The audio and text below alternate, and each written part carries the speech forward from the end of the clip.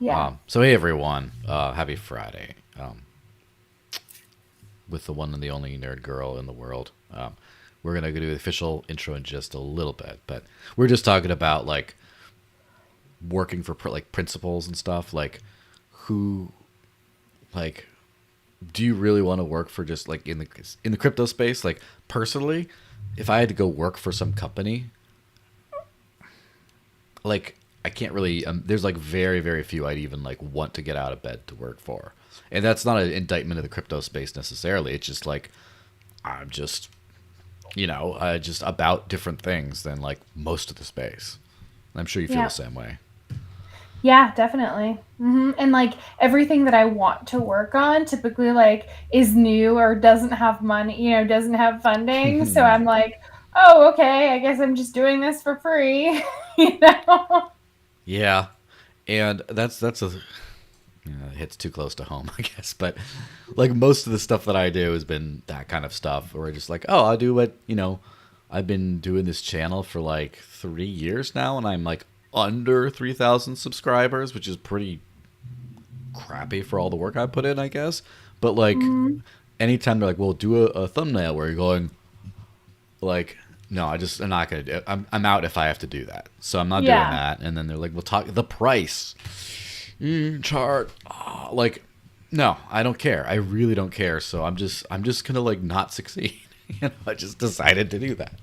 So Yeah, and I was um, just telling you before, I was like, I feel like this is probably my last, mm-hmm, this cycle here probably is my last cycle, like being any kind of public face and even really like potentially even working in this space because I kind of just mm-hmm. want to like move on. Yeah, I definitely get that, especially because as the thing becomes like mainstream, like there starts the alignment of passion and money starts to just like as the risk goes down, which is great, kind of.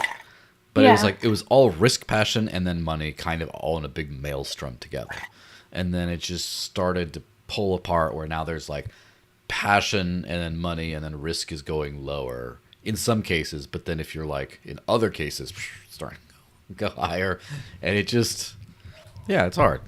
What can I say? Hmm. It's hard, but do what's worth it until you can't do it anymore. Yeah. All right, well, let's hit this intro and actually get into some of these things. All right, All right. go.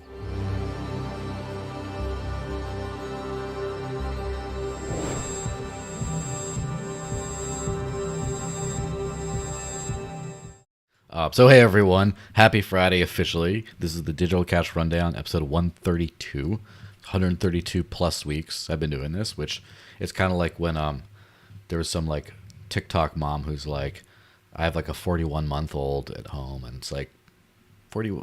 Well, when are you gonna switch to years, lady? Like, it's not months. It's not months anymore. Yeah, it's like 2 years is when you switch to months. You go to 24 months and then 23 Two. months and then Yes. it's 2 years. Yes. So we have obviously hit like and subscribe if you're already doing that. And we have a fun show.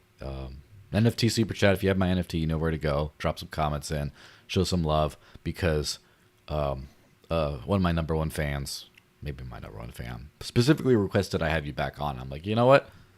Why not this week? So I reached out. So You love having me on too, though. Just admit yes, yes, I definitely it.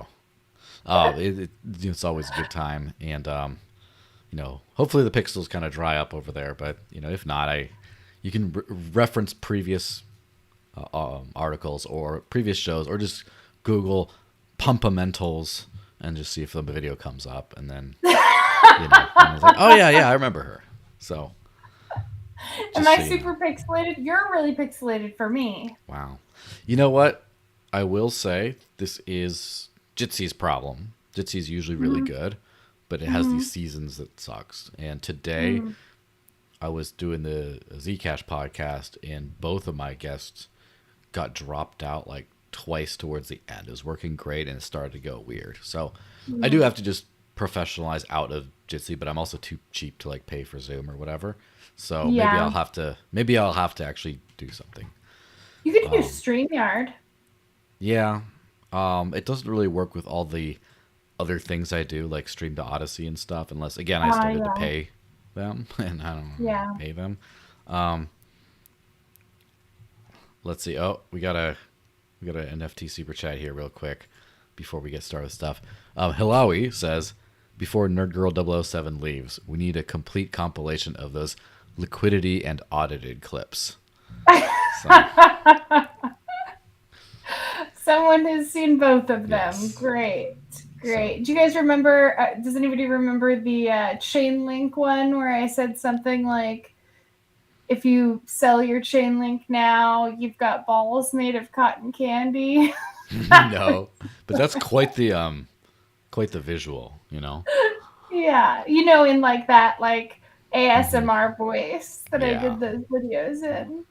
Yeah. I mean, on like I know you're trying to do the opposite direction, but if you ever decided, the real world sucks and you want to go back to crypto, just get Elon to like monetize you, get a subscriber thing, and just do subscriber only content where like every week you release a new like ASMR crypto video about something for just subscribers. You could get a bunch of Yeah. subscribers. I mean, you gave that stuff away for free before. Might as well. Yeah, it's true. It's true. It's a good idea. Maybe that's what I should do. Yeah, I mean, see if it makes sense. And yeah, Hilawe also said in the regular chat, he says, "No, I missed that one." He's talking about that last one. But anyway, let's get onto the super serious guys. News stuff. So, THORChain, right? THORChain has been something I've been harping on forever. I've been using since the ChaosNet days years ago, and most people just like, what is that? And then now, like finally, these last couple months, I feel like it's getting its day in the sun. I think it's the top three, if not the top two decks by volume right now. It's like Okay. up there with like PancakeSwap and Uniswap, and which is fantastic. The problem though is apparently the FTX drainer or hacker or whatever term you want to say has been moving a bunch of funds through THORChain, specifically using the THORSwap interface, which is like the biggest interface for it. I guess where one of the Trust Wallet gets more volume than THORSwap, but THORSwap is just the most known interface. Anyway, so basically, THORSwap decided to temporarily shut down, and basically it says a pressing and persistent concern has recently come to light: the potential movement of illicit funds through THORChain and specifically THORSwap. Such activities have no place in the THORSwap platform, and THORSwap stands firmly against any and all criminal actions. Yesterday, following a careful evaluation of the situation and consultation with advisors, legal counsel, and law enforcement, the decision was made to temporarily transition the THORSwap interface into maintenance mode. This action was taken swiftly to curtail any further potential illicit activity, and they'll hopefully be back in a couple days or whatever. All right, so what's your hot take on this thing right away? Right. So this was the THORChain, the THORChain DEX shutting down temporarily because of illicit activity, right? Or more specifically, it's the THORSwap interface of the THORChain DEX. So that would be kind of like 2015 Coinbase shutting down to keep Bitcoin from being laundered there. It's kind of a parallel. Not really, but kind of. Yeah, and so I know you said, like, this is an example of a decentralized protocol not being shut down, but like a centralized front end being shut down, right? So, like, I mean, I don't like the same kind of thing has happened with Uniswap, like blocking certain tokens, or with Ethereum, like sanctioning certain, like anything that any wallets that transacted on Tornado Cash, right? Yeah, or that getting sanctioned on Ethereum. It wasn't Ethereum that did it, but yeah. Yeah. So, I mean, I think like you've made the argument that there is a difference between it, but like to me it looks really bad, right? Like if they can just shut things down because of illegal illicit activities, like Mm-hmm. then how is that really considered decentralized? And how are we supposed to make people who don't understand the difference between a centralized front end and a decentralized protocol believe that anything is decentralized?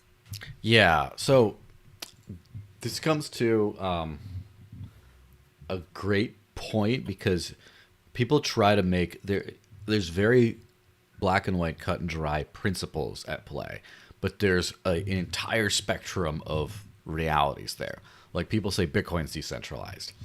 I Mm-hmm. mean, kind of also couple big mining pools control everything, sort of. But then if they start censoring because of the structure of Bitcoin, maybe it would still be okay because it's so much nuance. It's so hard to just be like this and that. Let me just hit this tweet from TCB, or Thor Maximalist as he goes by, on this. He says, a little birdie told me THORSwap would be back in a few days and the average users wouldn't know or feel the difference. So it's time to show support for the Trailblazers. They were the first THORChain UI. And so, yes, I kind of agree with that thing. The thing is, clearly he's got some insider knowledge that can't really be shared publicly. We'll be back in a few days, and the average users wouldn't know or feel a difference. So what that begs the question is exactly what is different. It's clear that, first of all, from my knowledge, THORSwap specifically is US based. And probably my favorite THORChain and my protocol, by the way, front end is Thor Wallet, and they're based in Switzerland. And that's one of the reasons they plug into off ramps and on ramps that allow you to do KYC free transfers from your bank to buy crypto for a certain limits. And because they're, because Switzerland's a much better regulatory environment, I guess, for crypto. But so I guess the point is, like, if they're going to be back with everything the same, are they just going to be like, all right, well, THORSwap's going to check and see if they have some algo that runs to see if this is a tainted address or came from an address that just came from a known tainted address and is blacklisted, and it just won't let you trade? Are they just going to let you trade everything, but they're going to have some certain tracking, like IP address and other thing tracking that have with a direct conduit to law enforcement? So now you're super surveilled if you use THORSwap. I don't know what it's going to mean, but it's kind of time to find out, right? And that's the thing is like, Yeah. the thing that's about THORChain is it's a network of like a bunch of nodes that are located all over the world and stuff like that. And the practical way of using it is through these interfaces because it's a highly technical thing. But you can just use it from your wallet. Like you can open up like a Bitcoin Core wallet or Electrum and then just send to their address with the op return field, the memo field, just say, et cetera, et cetera, et cetera. And then it'll pop out and then you'll get Litecoin in the address you specified. So you can send it from fully open source software. You don't even need to use an interface. That being said, that's not how most people do it, right? Most people are going through these front ends. So if it's super decentralized on a structural level, but all the interfaces or most of the interfaces are censoring things, that's when you start to hit into the murky territory, right? Right. And so far we just have one, but we'll see. We'll see what happens next, right? Yeah, well, I mean, I feel like the same thing happens on Ethereum with like Uniswap's front end censoring things for people who are in the US, and even MetaMask, having a centralized front end that can censor certain transactions.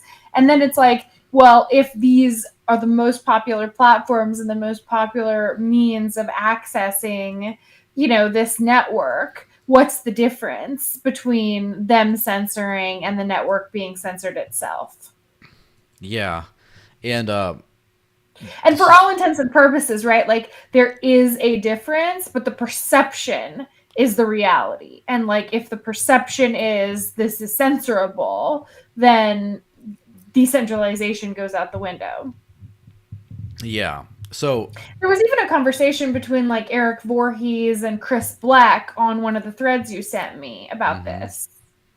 yeah, let me hit on this thing that the tweet that I put out there about decentralized protocols don't shut down because of pressure. Centralized front ends may.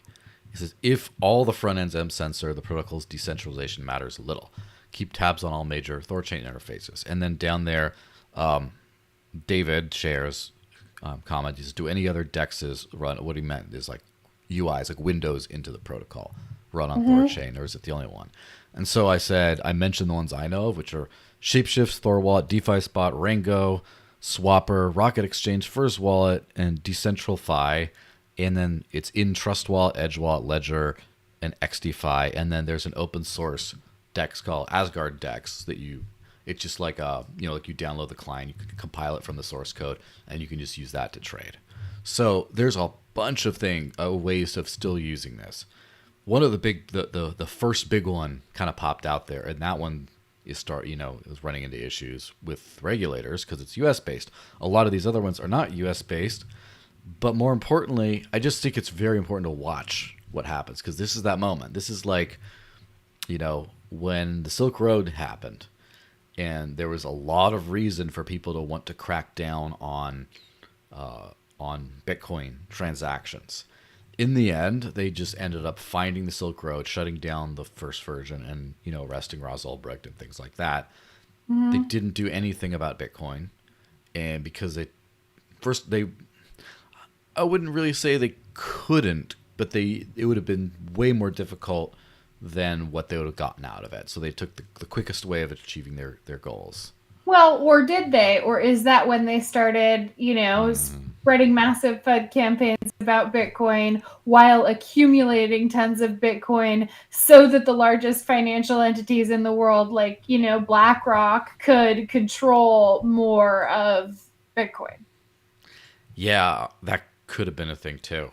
And that's things we really don't know because to a certain extent, it could have shaken out exactly the same without direct government interference. But it could have also been a result of that. We really don't know. But I guess the point is this is similar to, I would say that obviously you have to see what happens with other front ends. It could be that there becomes a sting operation or something, and like 8 out of 10 of these front ends get like shut down, and then it just becomes like a game of whack-a-mole of them cropping up. But like most users are just scared away from THORChain, and that could happen. I don't think it's going to happen, but it could.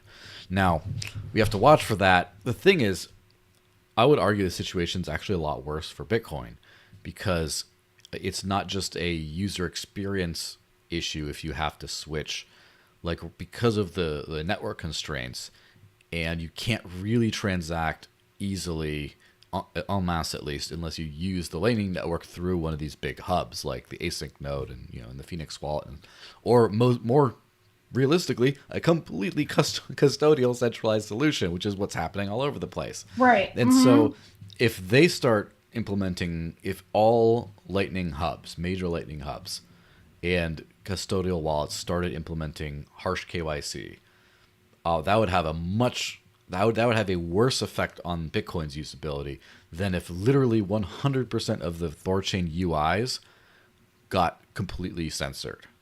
And I think that the Bitcoin network right now, if I were to guess, it's really hard to tell, is probably more decentralized and censorship resistant than the THORChain bear network. I would think that right now. But it's kind of more precarious, right? It's more precarious on the other side of things. So this isn't something that's like really easy to be like, yes, no. It's Right. we're right in the middle of like this messy situation. Time will tell, Yeah. What's something that I also found is, first of all, there's something with it all goes back to the the Tornado Cash and Uniswap thing. Because from mine, and I was never a big ETH person, like here and there, but like learning back about that stuff, to my understanding, first of all, Tornado Cash was a company that did VC funding and stuff like that, like a company with bank accounts that did VC funding, and the company itself not only developed the smart contract Tornado Cash and deployed it, and even though it was untouchable, I guess after deployed, they still deployed it, and then they ran the main front end themselves. So to the government's eyes and to the government's ability to censor, obviously, it was basically like a centralized company that just like it's just like a business, a whole shop that just in the back there's a vending machine that just automatically spits stuff out if you do stuff. And they're like, look, it's automated. It's not us. But it's like, come on, we know what's going on here. And so I don't know as much about Uniswap, but I know that Uniswap runs the Uniswap front end for the most part. Like it's highly centralized from my understanding. If anyone's saying like, oh, MetaMask does more, okay, fine. I'm wrong, whatever. But it seems like it's highly centralized around that. What THORChain did differently is THORChain does not, the THORChain team, none of the THORChain teams run the THORSwap front end or any front end. Now, the problem is THORSwap, first off, has a very similar name, so there's conflation. But also, they launched like right at the beginning, and they got a lot of market share early on. And so it's like, it's a definite improvement over Tornado Cash and Uniswap, but there's still some fuzziness there, you know? The other thing I was thinking about also, so the Maya protocol does the same thing as THORChain, and all the same things, except unlike the THORChain developers and stuff, they're not only more anonymous, and I know that they don't have bank accounts or any of that stuff because I've helped them do some like promotional things, so they just literally have no fiat way of paying for the stuff. They literally have to go through like partners and stuff.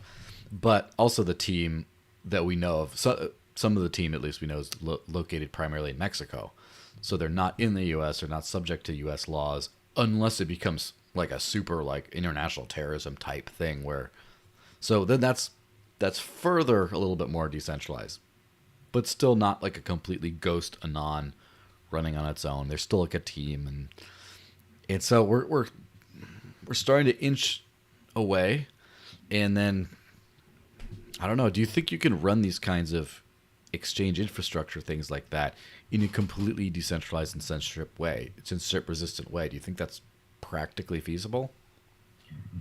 To run a DEX in a completely decentralized way? Yeah, to start and get going, I guess a meaningful DEX.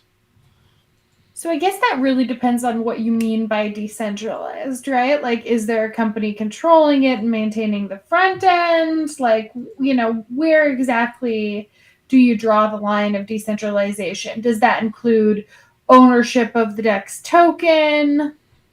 Because, like, decentralization definitely exists on a spectrum. Obviously. Probably my closest definition would be if the team involved or whatever goes down in a plane crash, heaven forbid, what happens? Does it still chug along like nothing happened? Yeah. Or is it like a big problem and then some other company might have to come in and be like, we're going to rescue, like, you know, okay, gotcha. That's the thing is if like the Bitcoin miners, some of them are still in the game, like Antpool and stuff, but like a lot of the Chinese mining farms got kind of disrupted, and a lot of the hash rate moved to the U.S. after the China mining ban and became involved with like U.S. based companies and things like that. So you could say that like the people running Bitcoin kind of got like switched out, and no one really noticed. So that's a good sign.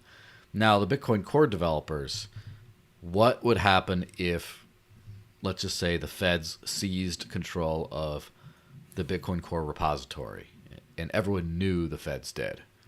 Like, would Bitcoin still be okay? Would people still chug along? That would be the question where if the answer is yes, then that would be sufficiently decentralized, probably. Well, but the Bitcoin core repository, like the Bitcoin's core code can be changed and has been changed. Yes. Right? So if it were in control of some, you know, the feds were in control of it, they could inflate the supply. They could do anything. Would Bitcoin be okay? No, most certainly not.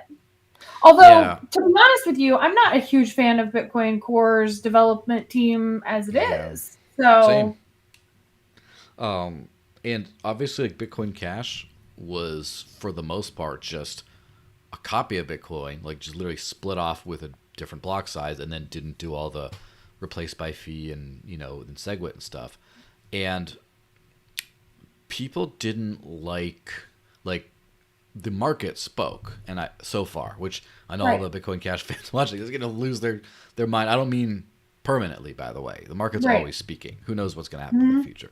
But the point is, people said, "Oh, the unknown risk factors behind this team is just like too much compared to what's already there and the interested actors." But I mean, it was also total manipulation because Bitcoin Core controlled the media at that time, and they really effectively controlled the message, controlled that narrative.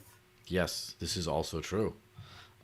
So the funny thing, though, in the Bitcoin Cash case is the actual development team that forked Bitcoin Cash got kicked out and now is doing eCash. So that's like Amari. Yes. Yep. And so it's kind of interesting how that like Bitcoin Cash is still around. At least Bitcoin Cash has shown that it is represented by ideas that are outside of that first development group that created it. And so that's a good decentralization sign. They say they have 4 protocol implementation teams and say, oh, they all work together and it's like super decentralized stuff. And it's like, seems like a great start. They also just relatively recently forked off the Amari's team and stuff. So they did? Okay, I haven't been following. Well, recently, like within the last couple of years, right? And so basically, it remains to be seen how long you keep this whole like decentralized infrastructure kind of thing going. There were a lot of different Bitcoin node implementations, and now it's like almost all Bitcoin Core. So we'll see. I mean, I actually did at the time when Amari's team was forking off and there was like so much, drama within the Bitcoin Cash. I did an interview with Amari and wrote a paper about fork trauma that quite a lot of people read it. I don't know if you read it, but if you have not read it, I would recommend it. It was recently republished under a different title from a news outlet called Gnosis. Yeah, I probably read it. I don't remember that name specifically, but the amount of stuff that like passes through my brain on a day-to-day basis is extreme. And it was years ago. Yeah. But yeah, it'll be interesting to see how this whole thing shakes out. I am honestly optimistic that mostly decentralized permissionless protocols can win out and be usable as such. I think that people are still good. Like, honestly, I think that it'll more fall on big companies and front ends and major wallets, as well as the individual user, where if the individual does like steals money and sends it all over the place, even if they're able to freely do so on a protocol level, they're still going to be surveilled, and then the government's going to figure out, and then they're going to get arrested. So I think it'll, I guess my meet halfway on the whole regulation of the space type thing is I do remain optimistic that within the next 10 years we'll be able to get a system where everyone can use crypto, and crypto itself remains like technically decentralized and censorship resistant. But what it means for the everyday person, it'll be more like trying to live on a cash only business today, where you can do it. It's just more of a pain in the ass. And some people might look at you with a little bit of suspicion if you completely don't touch anything like, legit.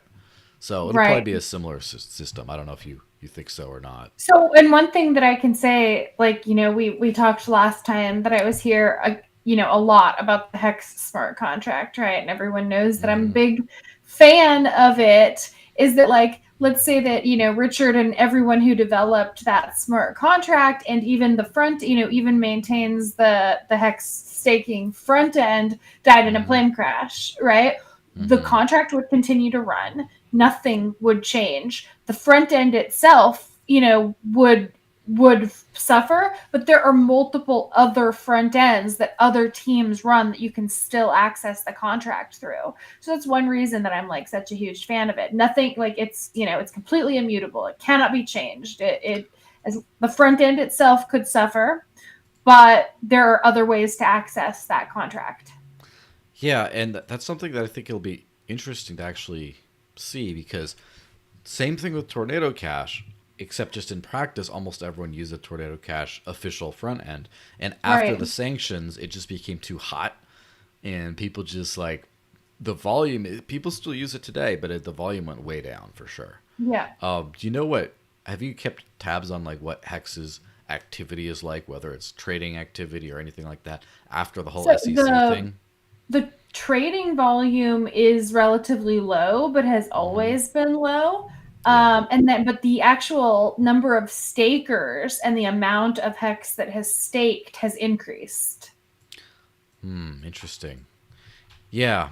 So, let me see. Just check out some CoinGecko stuff real quick. So CoinGecko wouldn't be the best. Like they don't really provide super reliable information about hex. Just like CoinMarketCap is really censored. I would try Coin Paprika. You know what's funny is like, the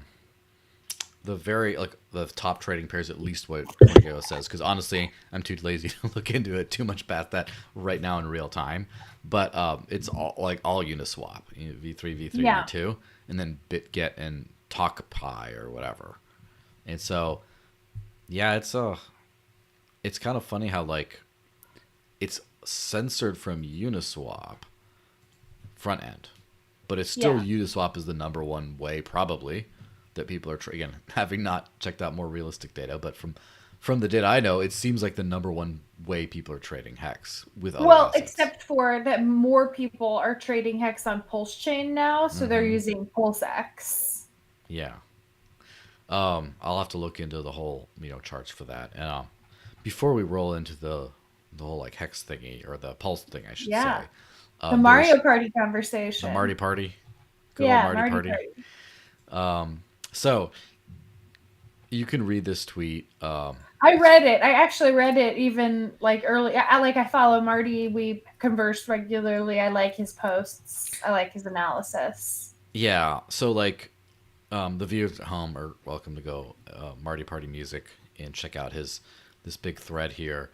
But it's pretty interesting because I can't read the whole thing out, but basically Gary Wang, co-founder of FTX, in this Q&A in the SBF trial, right? So, did you commit financial crimes while working at FTX? Yes. What time? Wire fraud, securities fraud, commodities fraud.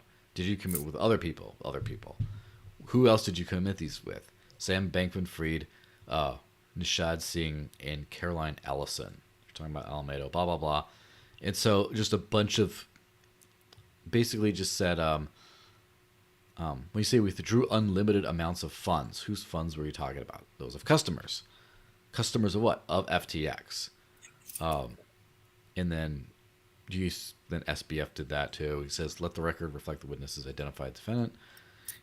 So basically says, we gave special privileges to Alameda Research on FTX, which allowed it to withdraw unlimited amounts of funds from the platform, and we lied about this to the public. So yeah, basically,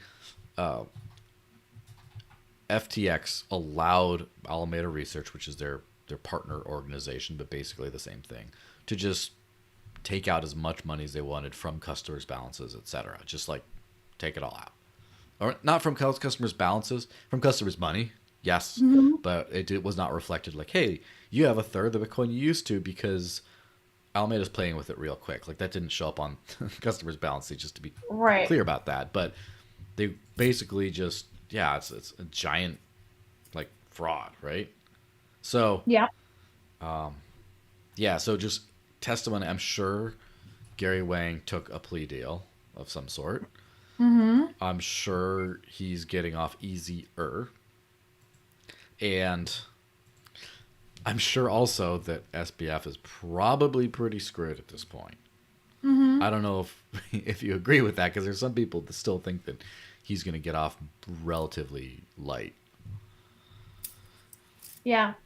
Honestly, I don't know. Like, I think, if our financial system, like, if our system is as corrupt as we, as a lot of us really believe that it is, and, Sam Bankman-Fried's family paid off all of the right people, which are, among the allegations, that the chances that he could, walk away with a slap on the wrist and time served definitely exist, right? Like, Mm-hmm. I can't pretend to know the inner workings of the judicial system, or what, are they real? Like, it definitely seemed in those early days that they were trying to make it seem like Sam was just another victim of Mm-hmm. FTX. But when those articles that they had published in major media outlets like Forbes and, New York Times and everywhere were so poorly received, they kind of had to, like, dial it back and make it seem like they weren't so on his side. Yeah. Yeah, it's hard to. That's the thing that I learned, early on. Like, part of like growing up in Mexico and dealing with la corrupción and all that kind of stuff, corruption as a more commonplace thing, where it's more of like a slant, like In your face corruption. yeah, it's more like there's not a single person who believes the government is not corrupt, right? Just Right. zero people. Whereas there's a lot of people in the U.S. that believe that it isn't corrupt, which is wild, but Right. not more wild today than it was a few years ago. But I guess the point is, every dictator is subject to the free market to a certain extent, because there's only so far you can push your people before they rise up and take your head off. And so Yep. even if you have absolute power, you still have constraints by how far you push that before you just lose everything. And it's the same thing with, I guess, this sort of a thing, where I think that they wanted to put SBF in the place to be like, we want one of the more powerful actors in all of crypto to be on our team. And we want to use that position of authority to advocate for more regulation stuff that helps our bankster buddies. That much is obvious. Right.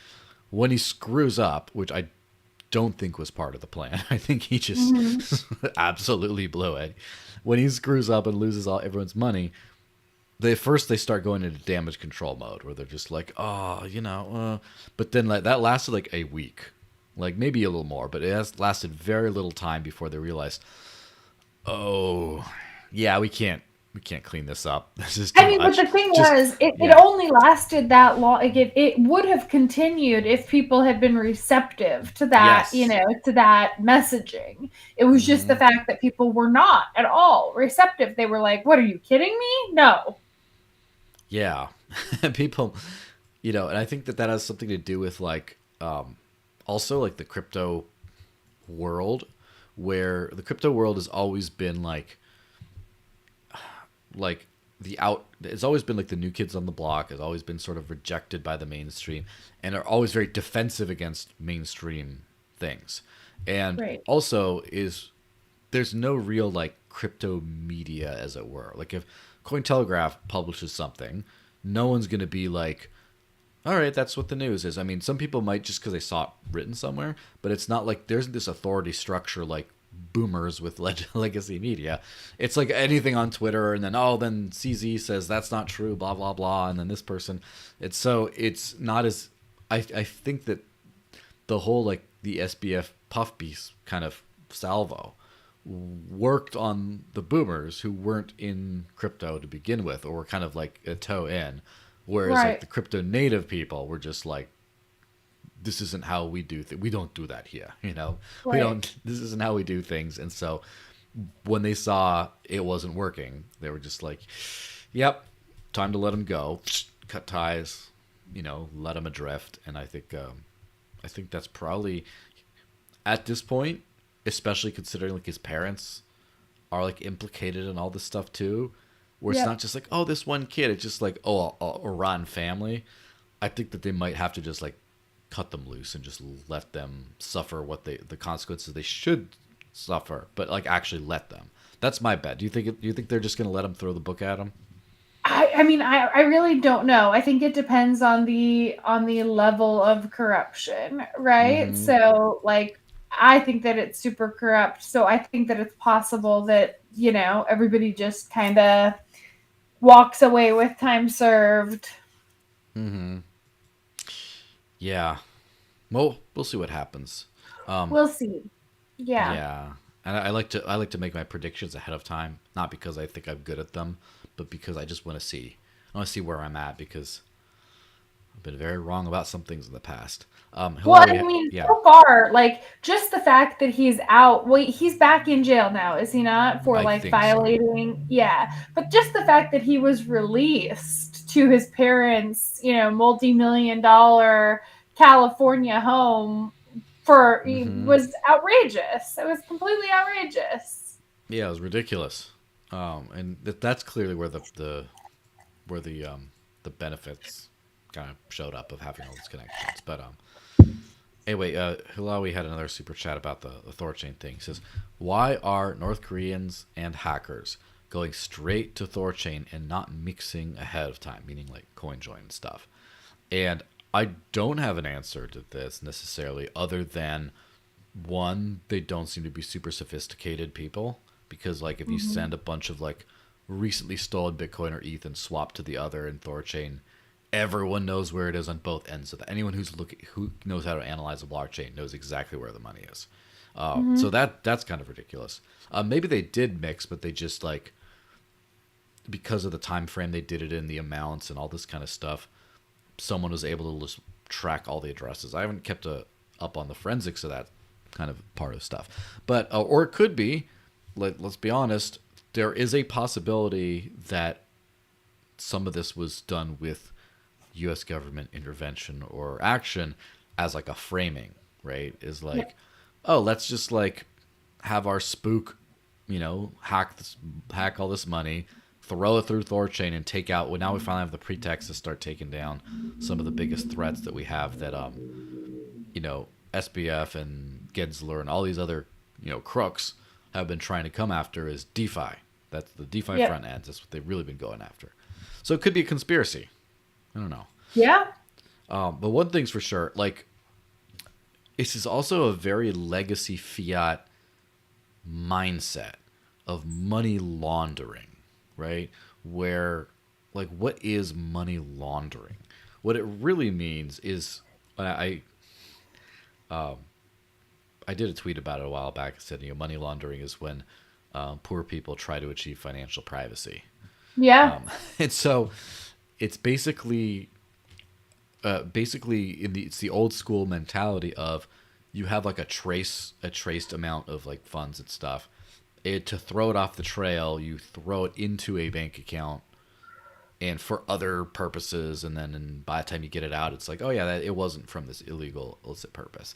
But the thing is, that's like such a, I don't want to say boomer again, but yeah, like a boomer mentality behind financial privacy. Like, if you steal a bunch of Bitcoin, why are you going to go swap it for ETH on THORChain? How does that help you unless you just wanted ETH and that's it? And why would you want ETH? Yeah. Because it's probably easier to spend Bitcoin. So the way to do it would be, you can coin join through a whole bunch of different ways, and then you'd probably want to spend it and maybe turn it into a bunch of like gift cards and things like that, or like buy a yacht here or whatever else. Or there's way more effective ways to hide this stolen money. Again, I'm not advocating Right. for hiding stolen money, but specifically, I'm not advocating for stealing the money to begin with. But the point Right. is, using THORChain as a mixer or as a privacy tool is just like ridiculous. Like, why would you do that? It just doesn't. Now, if it supported something like Zcash or Monero, where you could just get it and then make the funds go dark and then put it back into Bitcoin at a later date in different amounts that you can't really trace, there might be a case for that. But none of those assets are supported on THORChain. Probably Bitcoin's the most private asset that's supported on THORChain. Kind of, maybe. Unless you count Ethereum being able to go through like the Railgun smart contract and stuff, which will be interesting to see what they do on that side. But the point is, it's just like, it's such a red herring where they're like, we need to prevent criminals from stealing money. So this literal swappy platform, we got to like censor it. It just makes no sense.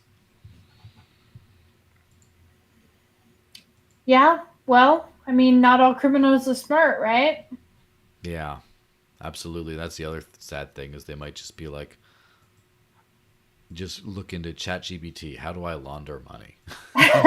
And then just says, well, this is how it's historically been done. Or they just look up Wikipedia and they're like, okay, I think I got some ideas.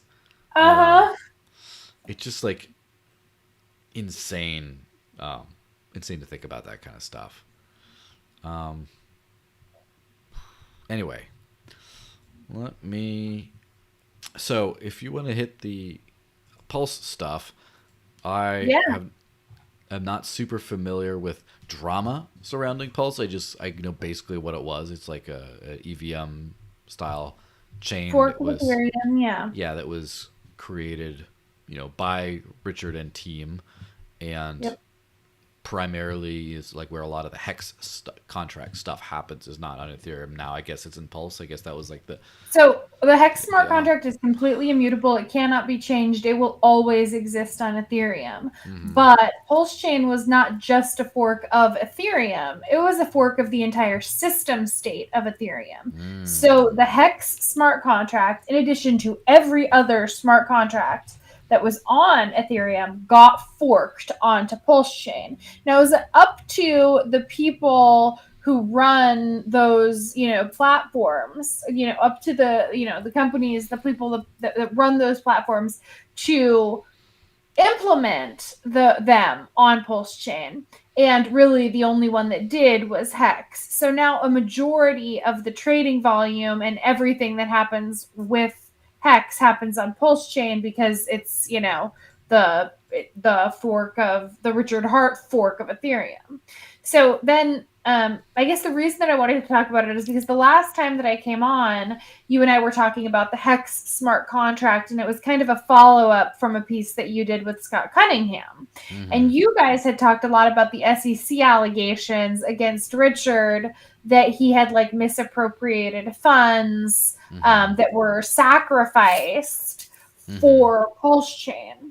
So just to go back to that, like the whole idea behind it being a sacrifice instead of, excuse me, Bless you. One more. Hang on. The Nope. Sneeze sacrifice. No, it didn't work. Bless you. Okay. So the whole idea behind it being a sacrifice instead of like an ICO was because when people sacrifice their money, they're not expecting anything in return for it, right? Like it is a sacrifice, you're giving it up. You may or may not receive something in return, but like there is no reasonable expectation of profits. And a lot it's like of people, a raffle ticket.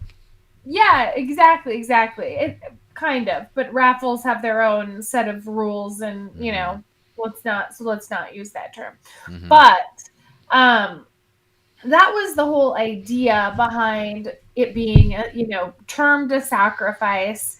And then the people said, then the SEC's allegations were that regardless of it being a sacrifice, the funds were Richard misappropriated the funds that were sacrificed for PulseChain by using them to buy luxury designer goods, and with one specific example in mind being the Hex.com diamond, which is like the world's largest diamond. It's like a 5,500 or 5,555 carat diamond. It's black. It's hexagonal in shape. It used to be known as the Enigma.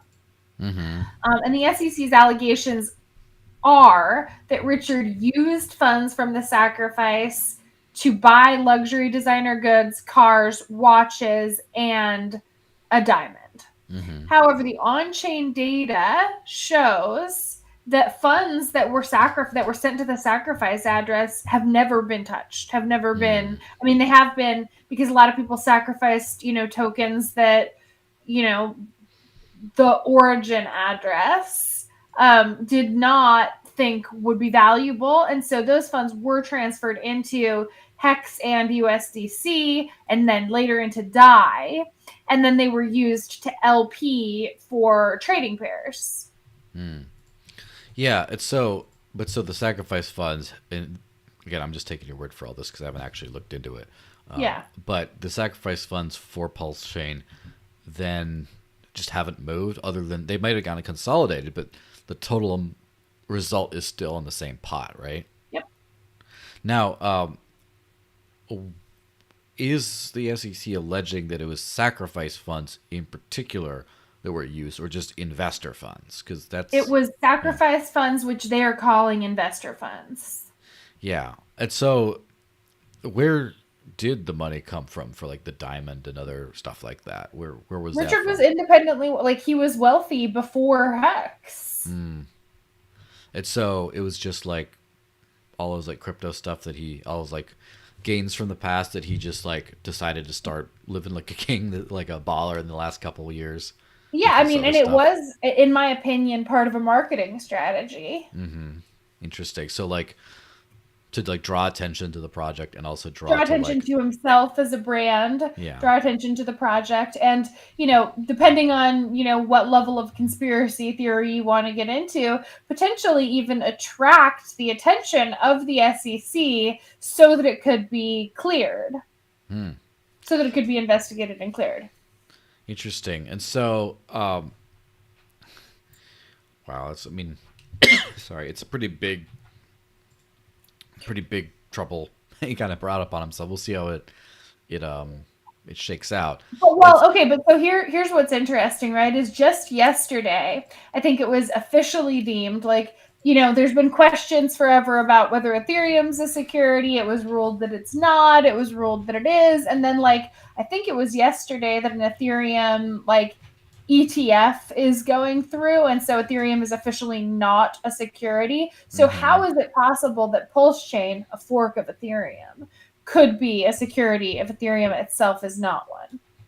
Yeah, so that is an interesting thing. Well, first of all, as I mentioned before, with like securities laws and stuff, like, that's old fiat stuff. It's like it's a reality you have to deal with in the US at least. But like I don't care. I don't care either, but it's just people want to be like, people want to in one hand be like, F the SEC, and then the other hand be like, oh, it's a security. And it's like, you can't do both, but Yeah. Well, that's something where I definitely need to start calling out. Well, I need to start calling out Bitcoin Maximus. No, that's all I do anyway. But I'm saying even more because lately, in the last couple years, like during the bear, maxis have been talking about and praising regulatory crackdowns. Yep. Almost exclusively. Like there's never, I haven't seen any like, I mean, some like they can't shut down Bitcoin stuff, but like not like bullish if they even try. I haven't seen any of that stuff even. It's just all been like, we're going to win because the government's going to like us because they see us as sound money now. And anything the government does to shut down competitors is a good thing. And definitely with like the SEC thing has been very telling because I am mostly like, I'm like 90% in the I would say 100% in the anti-SEC camp, but I'm kind of like not usually 90% because there's the 10% that's always like, a lot of the projects they do go after tend to have some shady things that just happen to overlap with the things that the government specifically says are illegal, at least this SEC administration. And so I think with the maxis, the truth in the falsehood that the maxis are saying is that a lot of times which is not nearly as much today, but definitely in the early days or whatever, is that the SEC action is kind of like a shitcoin alarm.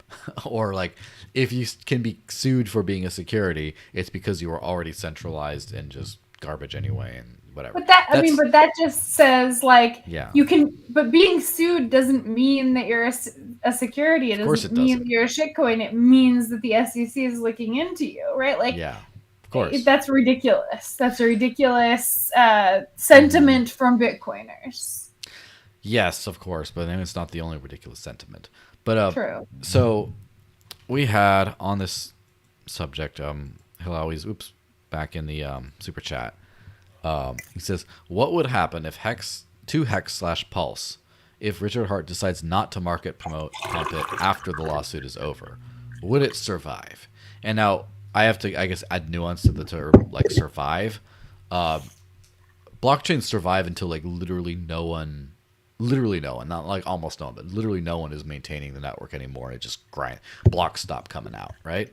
So that's not what we mean. I guess what I'm guessing he means is, would it like thrive, you know? So here's my question. Yes. When Satoshi stopped posting in Bitcoin talk forums, and you know, can Bitcoin survive? Like, well, Bitcoin, historically, as we've seen, performed phenomenally in most metrics. There's the metric of like decentralization and censorship resistant electronic cash that the world can use. I don't think it's done nearly as well in that thing. And you could say that without Satoshi's vision, you know, sorry to trigger people, like guiding people along and just saying like, without Satoshi's word as a anti-co-opting mechanism, you could say that bad things happened as a result. Right. But the thing is, like, but that is because Bitcoin's core code could be changed. Hex's core code cannot be changed. Yes, but I guess Pulse's can. Yep. And possibly Pulse's could be changed to where Hexes on Pulses could then be changed. Because that's not possible, right? Again, I'm theoretically in this case, right? But you could theoretically add centralized contract mutability into Pulse at the top layer and then modify Hex's contract, not on Ethereum again, but on the Pulse side of things. That could theoretically happen. I don't think so. I'm not dev, enough to really answer that question like adequately, but I don't think that it could be. So to answer your question, like if Richard just disappeared and never spoke about Hex or Pulse again, and we never saw or heard from him again, could it continue to thrive? Yeah, because there's still, a community of people who support and believe in and talk about the product. Mm-hmm. Yeah, and so much of this has been around, I guess, the personality of Richard Hart, as in there's been a lot of, I can't think of a single other, from my mind, like, for example, you think of Charlie Lee's, the guy who made Litecoin, and then he's the only, then there's, I just know David Burkett, the guy who made Mimblewimble. But other than that, the only Litecoin people I know are just, rando influencer type people. It's that and then down below. And then we talk about who do you know who is a Bitcoin runner. I mean, I know tons of different core devs. I know Michael Saylor's the CEO. I call him the CEO of Bitcoin because it really pisses off the maxis. But he's kind of one of those people. Nayib Bukele is one of those people. Max Kaiser's there's people involved. With Hex, as far as behind the project, it seems like I'm just giving the public perception. It's there's Richard, and everyone else in Hex seems to be a customer / a promoter. And is there anyone else that who's public, who's able to say Richard just disappears? So there are developers. We do know who some of them are. There are PulseChain developers as well who are known, but for the most part, they prefer to keep a more low private, low profile. Low profile. That said, if it were necessary for one of them to step in, they don't want to. They want to code. They're not, public personas. They want to work on their code, work on their projects, live their lives, live their private lives, right? But yeah, if it were necessary, and we've even seen devs from Hex and PulseChain do streams. So yeah, there are people who could come step up and speak technically. And then there are like the, mega and like, not mega influencers like to the same scale of like the Bitcoiners who you named, but there are also people who within the, Richard Hart ecosystem or like, would be the equivalent of like the Max Kaisers and Yeah. So who do you think, first off, who controls the sacrifice funds? Is that known? It is not known. The origin address controls the sacrifice funds. Yeah, and so a lot of people, as we went over last show, posit that the origin address is Richard, although it's not necessarily proven. But he hasn't done anything with it. So, what do you? This is just more of a philosophical question at this point, because, like, a lot of people say that the best thing Satoshi could have done for Bitcoin was disappear, and I think the best thing he could have done was launch a very working product before anyone knew what crypto was, and maintain strict anonymity to where no one knows, who he is. Not you, Craig, right? No one knows who he was. And so those are the best things that he's done. Disappearing, kind of, I think it does solidify the decentralization idea, but bad things happened after he left, I think.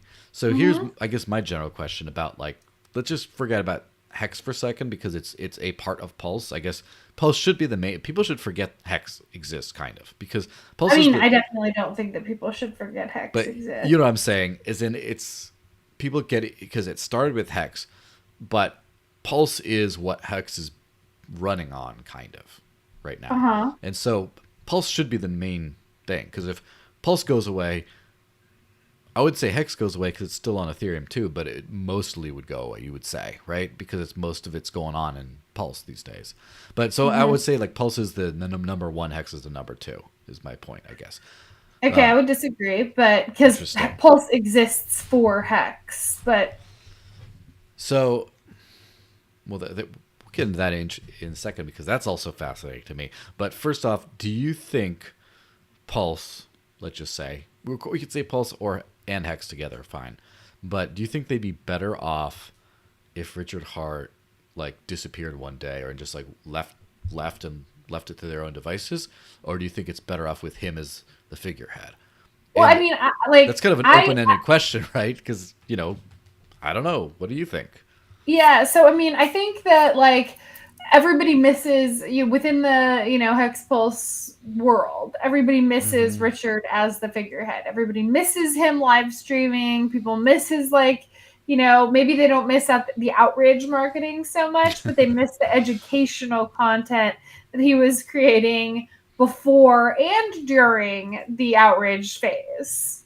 So like, as we are, launching and gaining awareness, like, yeah, I think for the most part, people feel it would be better for Richard to still be around.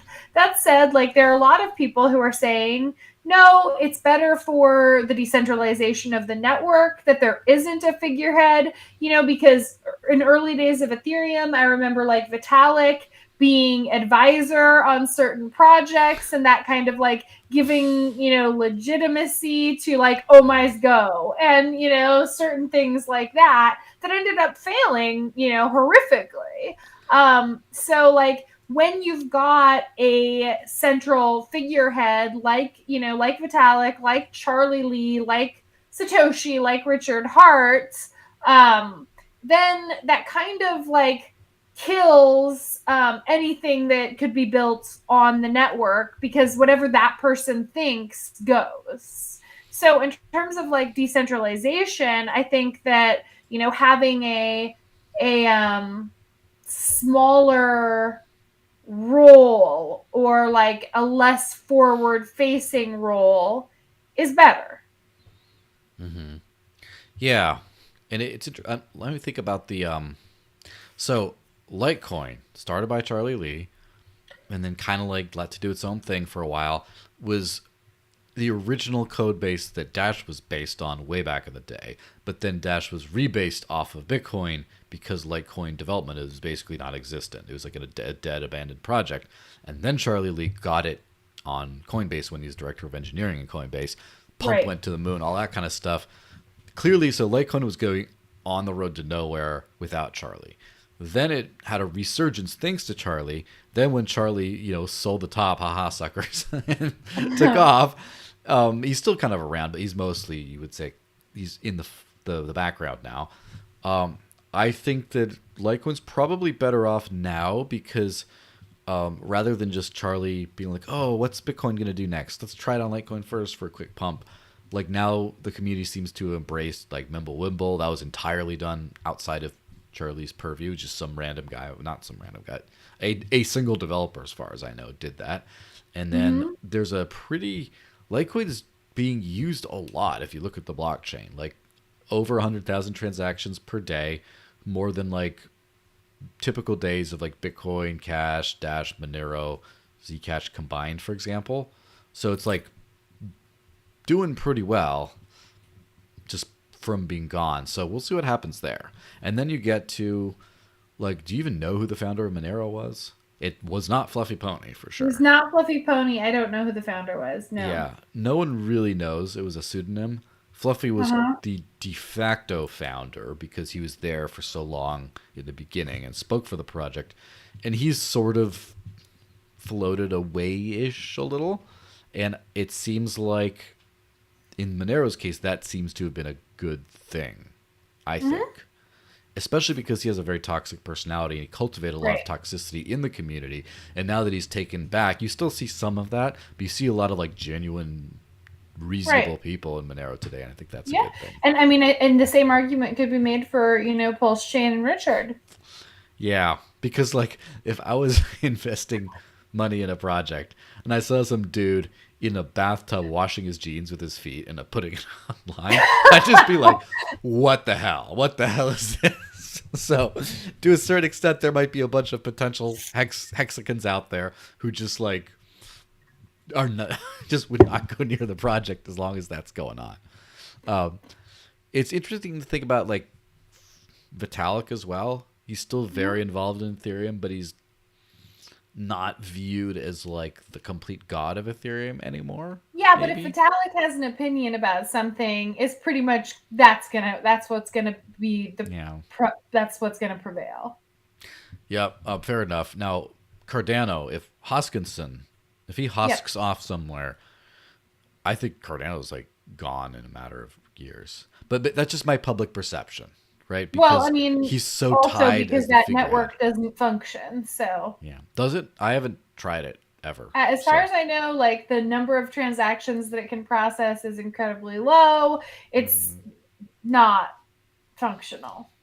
Yeah, but then you get to stuff like the L2s, like Polygon, and if that's completely, I would say completely centralized, but like very centralized. Yep. And the admin keys. So if the people holding the admin keys all lose the keys, what happens then? Yeah. Does that mean it just is now, well, it's decentralized because no one runs it? Or does that mean that like now it's like a dead chain, a dead L2 because you will need to do updates every once in a while, bug fixes, and you just can't do that without the admin keys? I don't know. Again, that's beyond my pay grade maybe, but more importantly, it's beyond my like ability to care because they're highly centralized L2s that I wish didn't exist to begin with, kind of. So I'm like, nah, I don't care. I don't care to learn. Yeah. Yeah, bless you. And Great Wolf mentioned in the non-super live chat, even though he has access to the super chat, about Dan Larimer and Dan Larimer projects. And that's very interesting because he is one of those people who just like is just out there cranking things out. Yep. And if you can make a new use case on top of delegated proof of stake with a bunch of hype that gets abandoned after years, he's on that shit, right? Yeah. And so BitShares, obviously, then you get Steam, and then you get to EOS, which, by the way, another easily forgotten SEC settlement Was the EOS Yeah, well, thing. because they basically got a slap on the wrist. Yeah, they just paid a bunch of money. But that was like, now the SEC seems to be coming after things more nefariously. Whereas before it's just what the SEC seeks in settlement from Richard Hart. I mean, like, it's a civil case, and what they seek in settlement is $12 million. Yeah.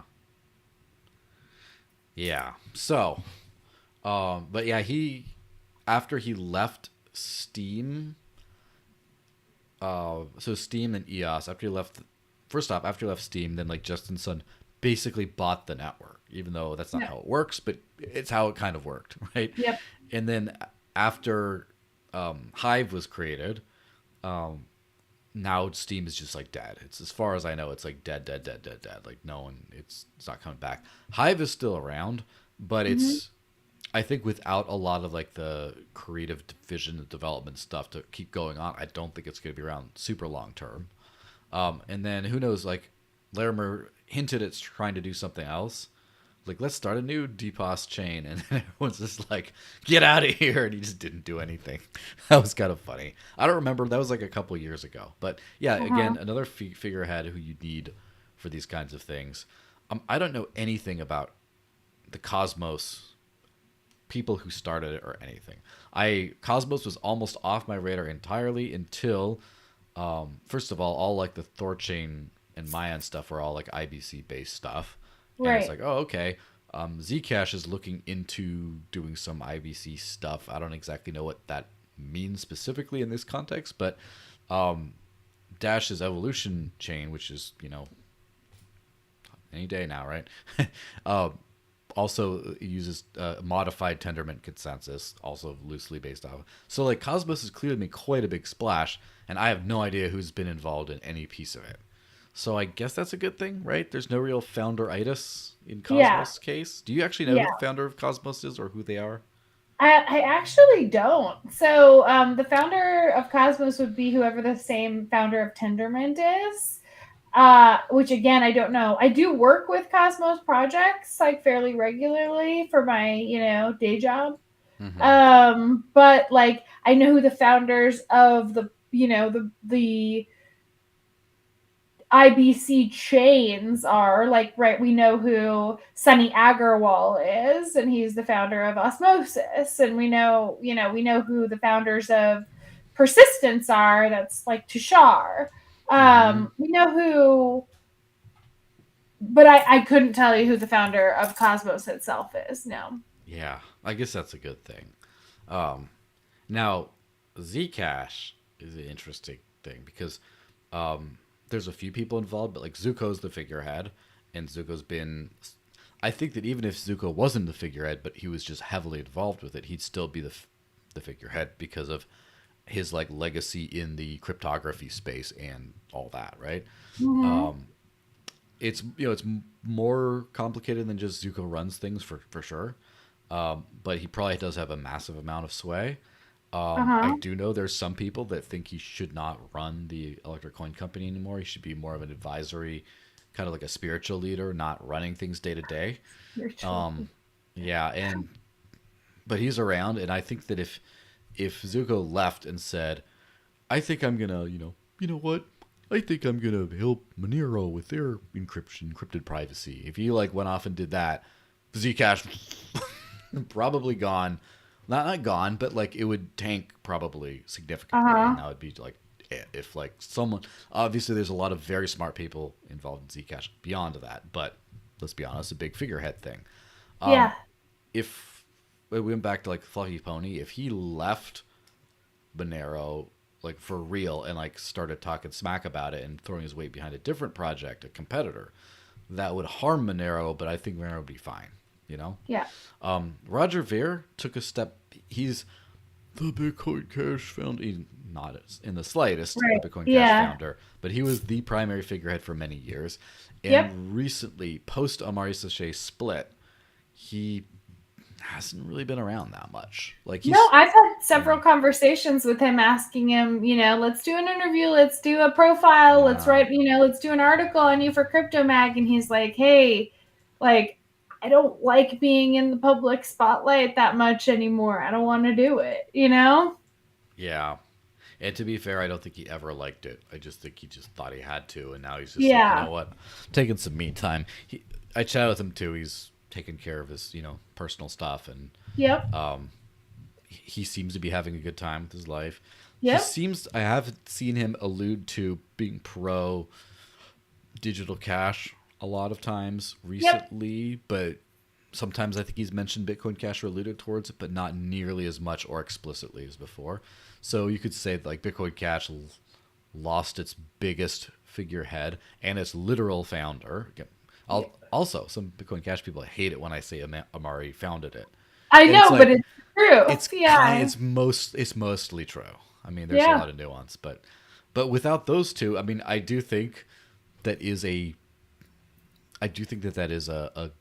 very big endorsement of Bitcoin Cash, that it seems to be doing pretty well, all things considered. I mean, not really in transaction counts or market cap yet, but everything else seems to be doing pretty decently, with a lot of like development and energy on Twitter and all this other kind of stuff, despite the actual development founder leaving and actually being kicked out, and the biggest figurehead, who they just like became kind of like one and the same to the maxis eye. I don't know if the public, but the maxis at least.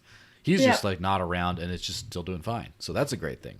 Now, eCash without Amari would probably, like, the entire value proposition, the founding principle of eCash, whether they want to admit it or not, is let's give Amari money and do what he says, because that's a good vision. So if Amari Sachet left eCash, I mean, I think that's it for eCash. Like, just done. Yeah. And even worse, though, is if Craig Wright left BSV. Woo! Let's not get into that, because that's a whole other can of worms that's going on right now. Like, not leaving BSV, but N-Chain, all the N-Chain drama. Yes, I need to have Kurt back on. I kind of messaged him when that happened. Yeah. And not just like a gossip on the news show here, but like I'd like to, have like a tussle with him on like an interview, like a friendly one, because he's smart and principled and all this, and reasonable and all this stuff. But it'd be fun to just have like a good chat on that. But yeah. Well, like, it would be worthwhile. It would be obviously like Kurt, who's on the Craig side of things, but to also have like Christian on. Yeah. That would be nice. I would have to do like a BSV like super episode where I talk to both of them and stitch them together. And just see what. But then if I did that for BSV, I'd have to do something like that for BCH, where there's not as much drama. I already did that for cash tokens and stuff recently, though, so maybe I can do that. I'm just sort of thinking out loud. Sorry for people who just don't want to hear me like. No, but I mean, I think mentally the scheduling in real time. The BSV community is robust and active. I think that you probably get a lot of views on that if you were to do a super episode like that. Yes. Fun fact: in the years past, I did reach out to Craig Wright. This is when he first came out. Well, first of all, I was the one who broke the news that he came out claiming to be Satoshi for Cointelegraph, right?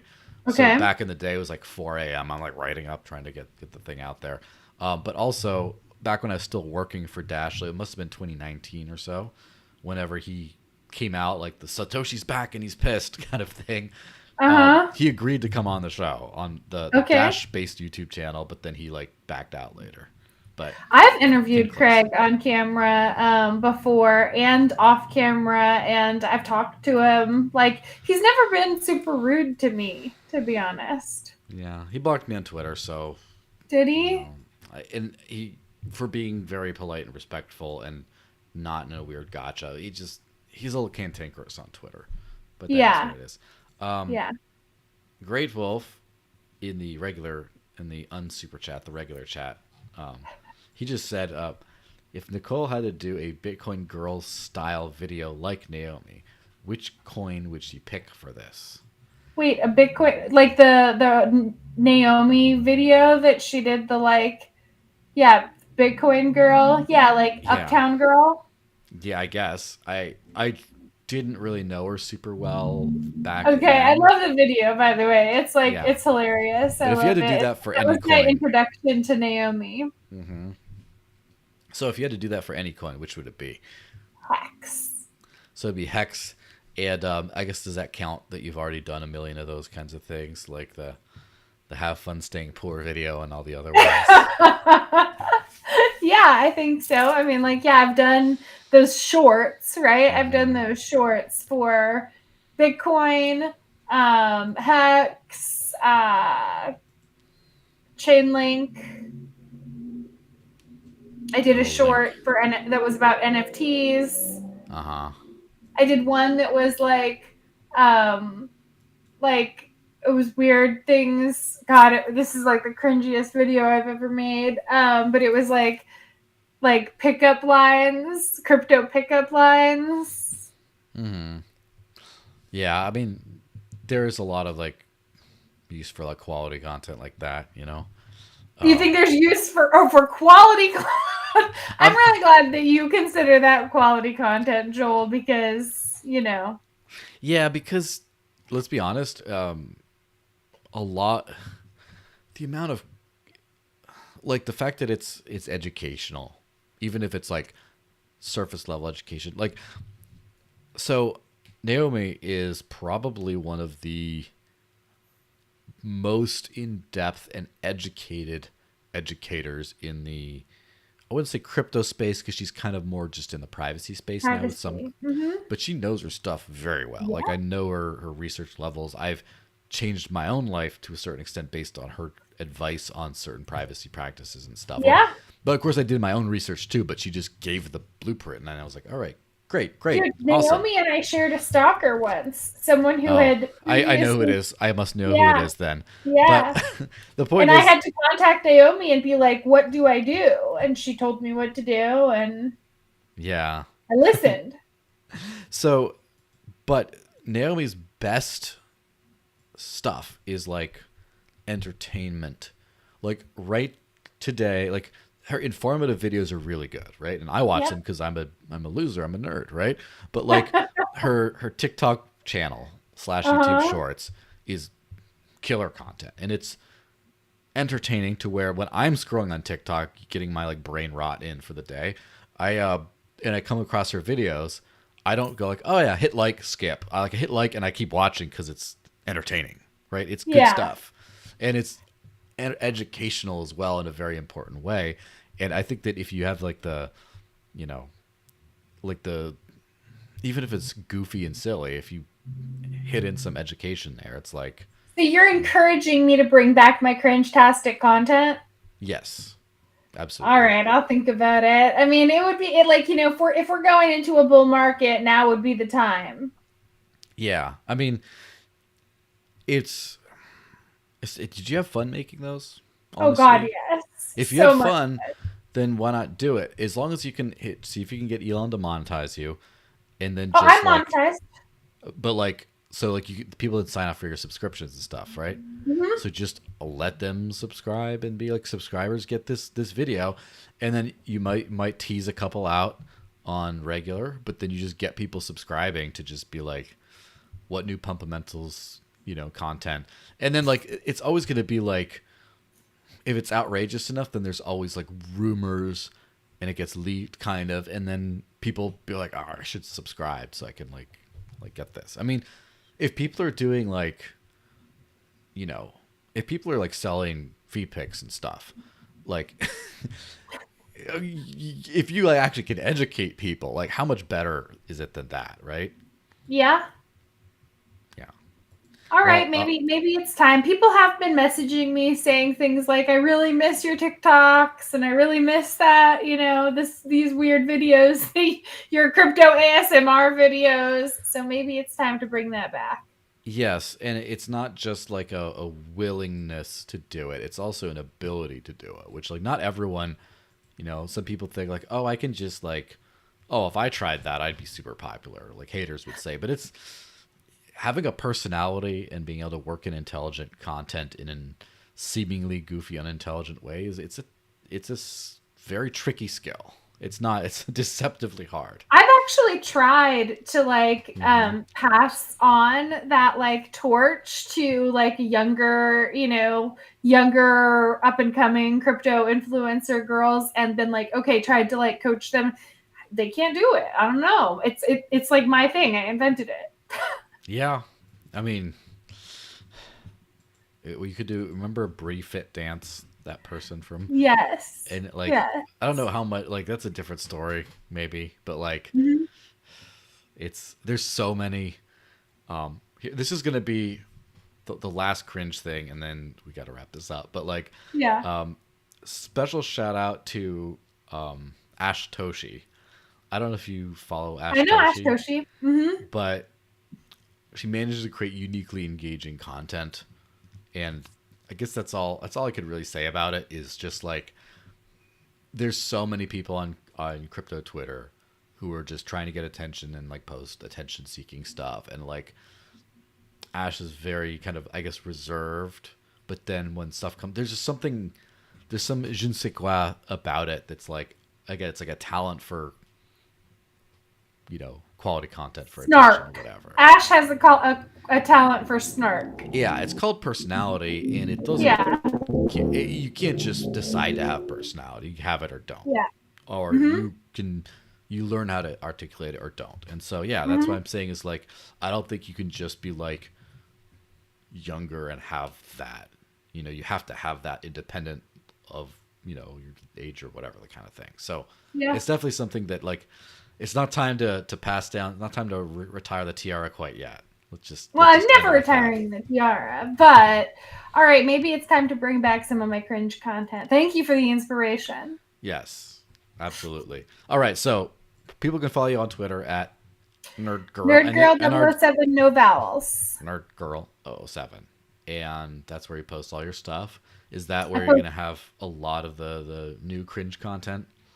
Yeah, I mean, it seems like TikTok is the place for that cringe content, but maybe I'll do like some of it on TikTok, and then maybe I'll start posting subscriber only content. And we'll just see how it goes, Yeah, absolutely. Yeah, and then I also like, because I write articles and stuff, like, I don't just make cringe. So I also post everything that I write on Twitter.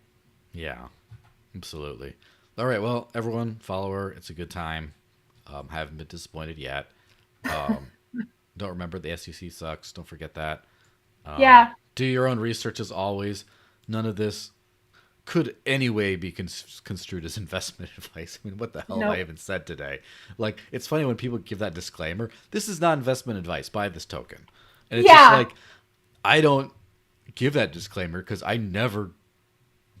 just price go. I don't talk about any of that stuff. So it's just, but this is not career advice. Let me just say that. It's not career advice that I've except for to me. Yes, it's not career advice, but you should do this, okay? That's my disclaimer. Have a good weekend, boys and girls, and stay out of trouble. Don't forget that Craig Wright is not Satoshi. Tell him if you want. He doesn't like it, though. And, I will see you guys next week. Enjoy, and stay out of trouble. Bye-bye. Bye.